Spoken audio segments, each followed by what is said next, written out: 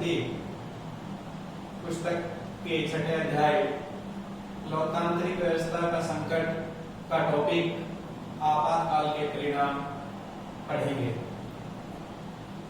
जैसा कि आपको बता दिया गया है, श्रीमती इंदिरा गांधी के परामर्श पर राष्ट्रपति डॉक्टर फखरुद्दीन अली अहमद के द्वारा 25 जून 1975 को रात्रि 11:45 पर आपातकाल की घोषणा की गई थी और आपातकाल के दौरान कई ऐसी घटनाएं हुई जो आम जनता के लिए कष्टदायी थी। अब हम आपातकाल के परिणामों के बारे में चर्चा करेंगे। तो सबसे पहला परिणाम जो आपातकाल का था वो है 39वां संवैधानिक संशोधन। आपातकाल लागू करने के तुरंत बाद अगस्त 1975 में 39वां संवैधानिक संशोधन किया गया। इस संशोधन के तहत राष्ट्रपति, उपराष्ट्रपति, प्रधानमंत्री व लोकसभा स्पीकर के चुनाव संबंधी मामलों की सुनवाई का सर्वोच्च न्यायालय से अधिकार समाप्त कर दिया गया। अब राष्ट्रपति, उपराष्ट्रपति, प्रधानमंत्री और लोकसभा स्पीकर के चुनाव संबंधी मामलों को सुनने के लिए एक संसदीय समिति का निर्माण करने की व्यवस्था की गई और यह संसदीय समिति जो निर्णय देगी उस पर किसी भी न्यायालय में विवाद नहीं किया जा सकता या किसी भी न्यायालय में उसे चुनौती नहीं दी जा सकती। अर्थात हम कह सकते हैं कि 39वें संवैधानिक संशोधन के द्वारा प्रधानमंत्री श्रीमती इंदिरा गांधी ने इलाहाबाद हाई कोर्ट से उनके जो निर्वाचन को रद्द किया गया था उसको से अपने आप को सुरक्षित करने के लिए ये 39वां संवैधानिक संशोधन किया। दूसरा जो परिणाम था इसका वो है 42वां संवैधानिक संशोधन।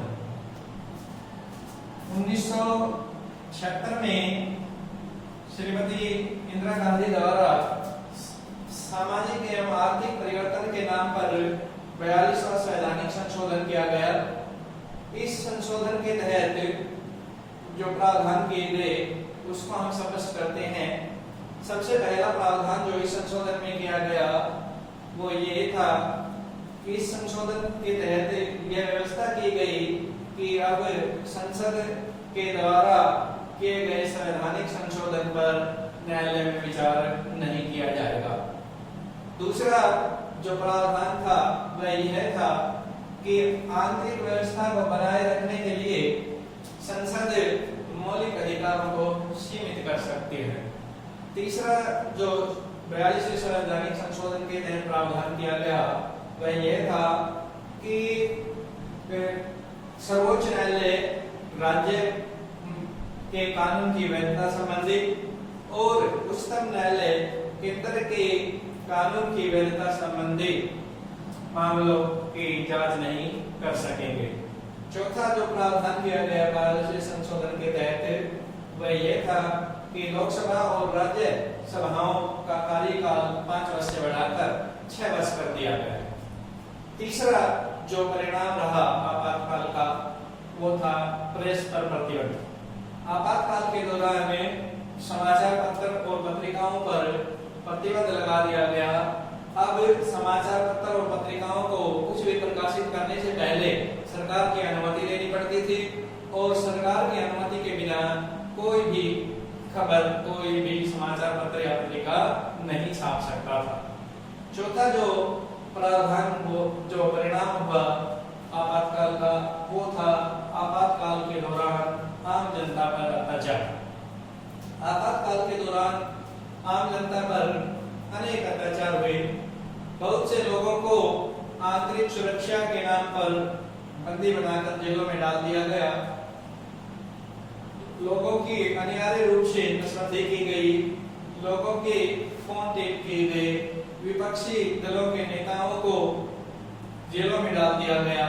इस प्रकार से आम जनता पर अनेक प्रकार के अत्याचार किए गए। पांचवा जो परिणाम है वो है मौलिक अधिकारों का निलंबन। आपातकाल के दौरान आम नागरिकों को प्राप्त मौलिक अधिकारों को निलंबित कर दिया गया और अब कोई भी व्यक्ति अपने अधिकारों की प्राप्ति के लिए न्यायालय में नहीं जा सकता था और अपने अधिकारों की मांग नहीं कर सकता था। छठा जो परिणाम था वो था हड़ताल व प्रदर्शनों पर प्रतिबंध। आपातकाल के दौरान सभी प्रकार के हड़ताल व प्रदर्शनों पर रोक लगा दी गई। अब किसी भी व्यक्ति को कोई मीटिंग या जुलूस निकालने के लिए पहले सरकार से अनुमति लेनी पड़ती थी और उसी के बाद वह किसी प्रकार की मीटिंग या जुलूस का आयोजन कर सकता था, वह किसी भी प्रकार का जुलूस हड़ताल प्रदर्शन नहीं कर सकता था। सातवां परिणाम जो था वो था मीसा कानून। आपातकाल के दौरान मीसा कानून लागू किया गया। मीसा कानून से यहाँ हमारा अभिप्राय है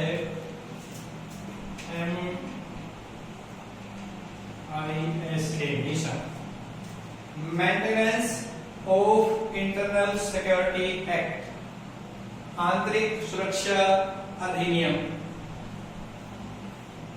इस कानून के तहत बिना कोई कारण बताए किसी भी व्यक्ति को गिरफ्तार किया जा सकता था और उसे जेल में डाल दिया जाता था। उसे बंदी प्रत्यक्षीकरण का अधिकार भी प्राप्त नहीं था। इस कानून के तहत सरकार ने बहुत से लोगों और विरोधी दल के नेताओं को जेलों में बंद कर दिया। जो अंतिम परिणाम था हमारा वो था राजनीतिक दलों पर प्रतिबंध। आपातकाल के दौरान अनेक राजनीतिक दलों व संगठनों पर प्रतिबंध लगा दिया गया।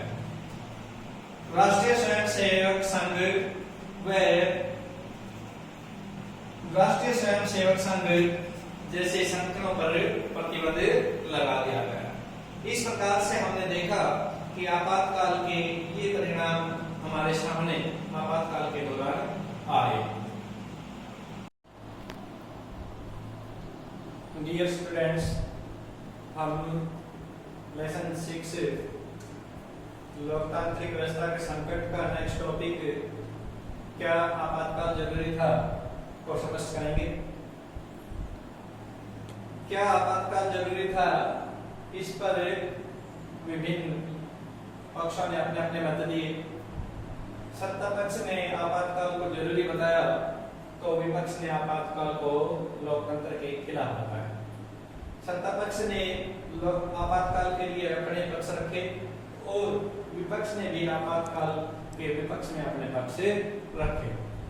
सत्ता पक्ष ने आपातकाल के पक्ष में क्या क्या पक्ष रखे, पहले उनको स्पष्ट करते हैं। सबसे पहला सत्ता पक्ष ने पक्ष रखा कि आपातकाल से पहले देश के विभिन्न भागों में अनेक आंदोलन हुए, जैसे गुजरात आंदोलन, बिहार आंदोलन, रेलवे हड़ताल, जिसके कारण देश में अव्यवस्था थी और इस अव्यवस्था से निपटने के लिए आपातकाल जरूरी था। दूसरा सत्ता पक्ष ने दूसरा जो अपना पक्ष रखा वो ये रखा कि लोकतंत्र में जन कल्याण के लिए कार्य करने के लिए सत्ता पक्ष को कार्य करने के में विपक्ष को बाधा नहीं पहुंचानी चाहिए और विपक्ष लगातार बाधा की राजनीति कर रहा था, इसलिए आपातकाल जरूरी था। तीसरा जो सत्ता पक्ष ने अपना पक्ष रखा वह ये रखा कि उस समय की परिस्थितियां ऐसी थी कि जिसके कारण आंतरिक गड़बड़ी व देश के विखंडन की संभावना थी, इसलिए आपातकाल जरूरी था। वही विपक्ष ने आपातकाल को गैर जरूरी बताया और इसके विपक्ष में अनेक तर्क रखे। उनमें से मुख्य तर्क की निम्नलिखित हैं। पहला पक्ष जो विपक्ष ने रखा वो ये रखा कि आपातकाल लागू करना श्रीमती इंदिरा गांधी की अपना निजी विचार था। उन्होंने इसके लिए मंत्रिमंडल से भी सलाह नहीं ली और और अगले दिन 26 जनवरी 1975 को सुबह 6 बजे मंत्रिमंडल को इस बारे में अवगत कराया गया। दूसरा जो विचार विपक्ष ने रखा कि आप श्रीमती इंदिरा गांधी ने अपने विपक्षियों को नियंत्रित करने के लिए आपातकाल लगाया और विपक्षी के जितने भी नेता थे उन सभी को जेलों में डाल दिया ताकि कोई भी सरकार के खिलाफ किसी प्रकार की आवाज ना उठा सके। तीसरा पक्ष जो विपक्ष ने रखा कि आपातकाल के दौरान प्रेस को पर प्रतिबंध लगा गया जो कि गैर जरूरी कार्य था, इसलिए आपातकाल आवश्यक नहीं था। चौथा पक्ष जो विपक्ष ने रखा वह ये रखा कि आपातकाल के दौरान आम जनता पर नई प्रकार की जातियां की गई, उन्हें बिना किसी कारण के जेलों में डाल दिया गया, अनिवार्य नसबंदी कराई गई, इसलिए आपातकाल जरूरी नहीं था। पांचवा पॉइंट जो विपक्ष ने रखा वो ये रखा कि लोकतंत्र में विपक्षी दल जरूरी है और विपक्षी दल आंदोलन के माध्यम से लोकतंत्र को मजबूत करते हैं, न कि लोकतंत्र को कमजोर करते हैं। अगला जो हमारा इसमें जो टॉपिक है कि आपातकाल से हमें क्या सबक मिला, आपातकाल के बाद हमें क्या सीखने को मिला। आपातकाल से हमें ये पता चला कि आपातकाल उस समय आवश्यक नहीं था और आपातकाल से श्रीमती इंदिरा गांधी ने अपनी सत्ता को बचाने और अपने विरोधियों को नियंत्रित करने के लिए लगाया। इससे हमें यह भी सबक मिला कि लोकतंत्र में कोई भी सरकार सत्ता बल के प्रयोग से लंबे समय तक सत्ता में बनी नहीं रह सकती, क्योंकि आपातकाल के बाद जैसे ही मार्च 1977 में लोकसभा के चुनाव कराए गए, कांग्रेस पार्टी को बुरी हार का सामना करना पड़ा और श्रीमती इंदिरा गांधी भी इस चुनाव में अपना चुनाव हार गई और इसके बाद जनता पार्टी की सरकार बनी और जनता पार्टी ने अनेक जन कल्याण कार्य किए। इससे हम कह सकते हैं कि आपातकाल देश के लिए गैर जरूरी था और अनावश्यक रूप से कभी भी किसी सरकार द्वारा देश में आपातकाल नहीं लगाया जाना चाहिए। नेक्स्ट जो हमारा एक छोटा टॉपिक और बचा है, इसमें हम उस पर चर्चा करेंगे, वह है साहा आयोग और उसकी रिपोर्ट। आपातकाल के बाद मार्च 1977 में लोकसभा के चुनाव कराए गए और मार्च 1977 में जो चुनाव हुए उसमें जनता पार्टी की सरकार बनी और जनता पार्टी की सरकार में श्री मोरारजी देसाई को प्रधानमंत्री बनाया गया। मोरारजी देसाई और मोरारजी देसाई के शासनकाल में मई 1977 में आपातकाल के दौरान हुई जातियों की जांच करने के लिए एक आयोग का गठन किया गया और इस आयोग को साहा आयोग कहा गया। इस आयोग ने का मुख्य कार्य आपातकाल के दौरान हुई गड़बड़ियों और अत्याचारों पर जांच करना था और अपनी रिपोर्ट पेश करनी थी। इस आयोग को दिसंबर 1978 तक अपनी रिपोर्ट पेश करनी थी, लेकिन इस आयोग ने दिसंबर 1978 में अपनी रिपोर्ट पेश की। इस आयोग ने अपनी रिपोर्ट में जो मुख्य बातें कही वो निम्नलिखित थी। सबसे पहला, इस आयोग ने कहा कि आपातकाल इंदिरा गांधी का निजी फैसला था, इसके लिए इंदिरा गांधी ने अपने मंत्रिमंडल को भी अपने पक्ष में नहीं किया, उन्हें भी इसके बारे में बाद में बताया गया।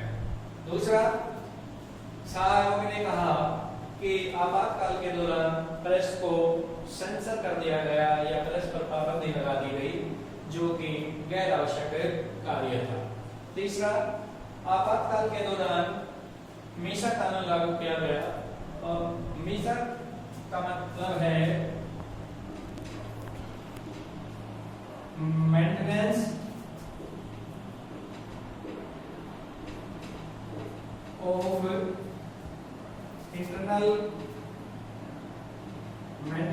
Of internal security act. इस कानून के तहत किसी भी व्यक्ति को बिना कोई कारण बताए गिरफ्तार कर लिया जाता था और उसे जेल में डाल दिया जाता था और उसे 6 महीने तक बिना किसी कारण बताए जेल में रखा जा सकता था। जो तीसरा जो तथ्य उन्होंने दिया मिस सहायोग ने, वो ये कहा कि आपातकाल के दौरान विभिन्न विपक्षी दलों के नेताओं को बिना कोई कारण बताए जेलों में डाल दिया गया, उनके फोन टेप कर दिए गए, जो एक लोकतांत्रिक व्यवस्था के लिए घातक है। पांचवा पॉइंट जो आयोग ने दिया वो ये था कि आपातकाल के दौरान प्रदर्शनों और हड़तालों पर प्रतिबंध लगा दिया गया और प्रदर्शन और हड़ताल किसी भी देश के लोकतंत्र को मजबूत करते हैं और उस देश के निजी व्यक्तियों के निजता को भंग नहीं करते। छठा जो पॉइंट इस दौरान दिया आयोग ने वह यह दिया कि आपातकाल के दौरान अनिवार्य रूप से नसबंदी की गई, जो कि एक गलत सरकार का निर्णय था। तो प्यारे बच्चों, आज हमने ये जो टॉपिक कराए हैं ये आपको समझ में आ गए होंगे और इसमें हमारे जो 2-3 प्रश्न जो बनते हैं, वो पहला प्रश्न इसमें बनेगा कि आपातकाल क्या था, इसके परिणाम क्या थे। दूसरा प्रश्न जो इसमें बनेगा, क्या आपातकाल भारत के लिए जरूरी था, इससे हमें क्या सबक मिला। तीसरा प्रश्न जो इसमें बनेगा, सहायोग क्या था और उसकी रिपोर्ट का वर्णन कीजिए। और तो मैं आशा करता हूँ कि आपने इस आज के टॉपिक को बड़े ध्यान से समझा है और आप इन टॉपिक्स को आराम से अध्ययन कर पाएंगे। इसी के साथ हम आज के टॉपिक को समाप्त करते हैं। धन्यवाद।